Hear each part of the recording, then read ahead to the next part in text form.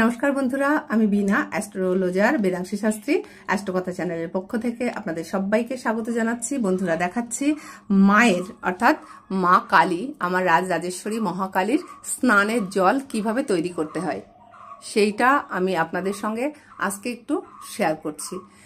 মানে আমি কি করে তৈরি করি মায়ের স্নানের জল। তো দেখুন বন্ধুরা, এটা নর্মাল জল কলের, কিন্তু আমার এটা টাঙ্কির জল, আমি টাঙ্কি থেকে ভরে নিয়ে এসেছি।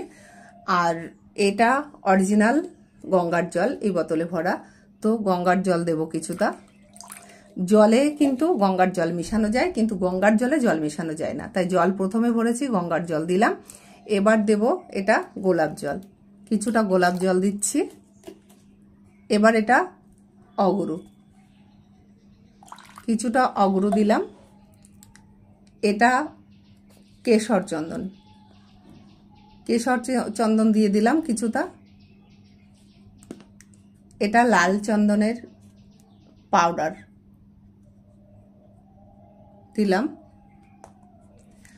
আর এই যে চন্দন, এই চন্দনটা আমি লাল চন্দন বেটে রেখেছি, এই চন্দনটা একটু দেব।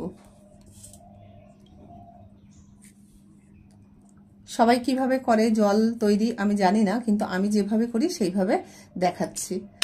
তো এই যে সমস্ত কিছু ঢাকনা খুলে রেখেছিলাম। আর এই যে বাড়ির ফুল আমি কিছুটা দেব। আর জবা একটা পেয়েছি, তাই আজকে আর জবা দিচ্ছি না। সাদা ফুল অ্যাকচুয়ালি মায়ের বেশি প্রিয় না, তবুও দিলাম, নীলকণ্ঠ মায়ের প্রিয়। আর এই যে গামছা, এই গামছাটা এই জলের ভিতরে ভিজাবো।